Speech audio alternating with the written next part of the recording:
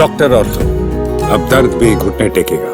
उत्तर प्रदेश की सियासत में बिजली को लेकर एक बार फिर जुबानी जंग तेज हो गई है। समाजवादी पार्टी के अध्यक्ष अखिलेश यादव ने 2027 में सरकार बनने पर 300 यूनिट तक मुफ्त बिजली देने का ऐलान किया। तो इस पर अब सुबह सपा प्रमुख और प्रदेश सरकार में कैबिनेट मंत्री ओम प्रकाश राजभर ने कड़ा पलटवार किया है। उन्होंने सपा प्रमुख पर जनता को गुमराह करने और झूठे वादों के जरिए वोट हासिल करने का आरोप लगाया है। ओम प्रकाश राजभर ने कहा कि अखिलेश यादव का ये वादा पूरी तरह से छलावा है और इसका जमीनी हकीकत से कोई लेना देना नहीं है। उन्होंने सवाल उठाते हुए कहा कि जब प्रदेश में समाजवादी पार्टी की सरकार थी और खुद अखिलेश यादव मुख्यमंत्री थे, तब बिजली व्यवस्था की स्थिति क्या थी, ये प्रदेश की जनता अच्छी तरह जानती है।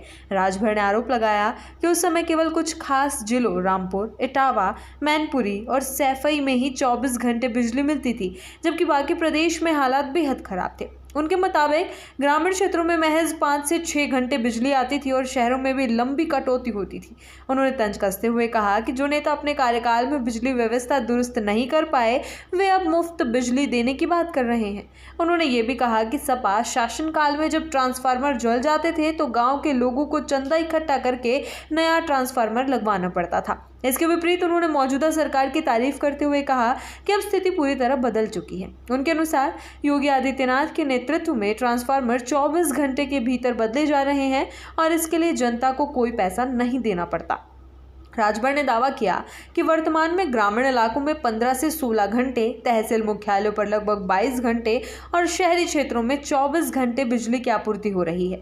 उन्होंने इसे एनडीए सरकार की बड़ी उपलब्धि बताते हुए कहा कि जमीनी हकीकत है, जबकि सपा के वादे केवल चुनावी रणनीति का हिस्सा है। दरअसल इससे पहले अखिलेश यादव ने स्मार्ट मीटर को लेकर योगी सरकार पर हमला बोला था। उन्होंने आरोप लगाया था कि स्मार्ट मीटर के नाम पर बिजली उपभोक्ताओं का शोषण किया जा रहा है। इसी संदर्भ में उन्होंने घोषणा की थी कि अगर 2027 में उनकी सरकार बनती है तो प्रदेश के लोगों को 300 यूनिट तक मुफ्त बिजली दी जाएगी। इसके साथ ही उन्होंने महिलाओं के लिए भी बड़ा वादा किया था। सपा प्रमुख ने कहा कि उनकी सरकार बनने पर महिलाओं को सालाना 40,000 रुपये पेंशन के रूप में दिए जाएंगे। इस ऐलान को सपा की चुनावी रणनीति का अहम हिस्सा माना जा रहा है, जिसके जरिए पार्टी महिला और मध्यम वर्गीय मतदाताओं को साधने की कोशिश कर रही है। हालांकि सत्तारूढ़ गठबंधन के नेताओं का कहना है कि इस तरह के वादे अव्यवहारिक हैं और केवल चुनावी वादे के लिए किए जा रहे हैं। वहीं सपा इन घोषणाओं को जनहित में उठाया गया कदम बता रही है। ऐसे में आने वाले समय में ये मुद्दा और ज़्यादा गरमाने की संभावना है, क्योंकि दोनों पक्ष इसे जनता के बीच बड़ा चुनावी मुद्दा बनाने में जुटे हुए हैं। डॉक्टर ऑर्थो, अब दर्द भी घुटने टेकेगा।